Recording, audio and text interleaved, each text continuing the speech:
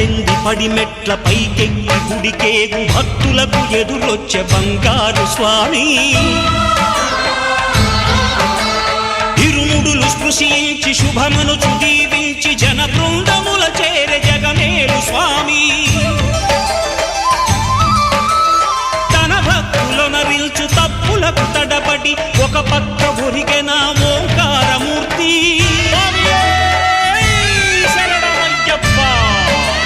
స్వాములందరూ తనకు సాయము కాగా ధీమంతుడై లేచే ఆ కన్య స్వామి పట్టబంధము వీడి భక్తతతికై పరుగు పరుగున వచ్చే భూమిపైకి నరుడై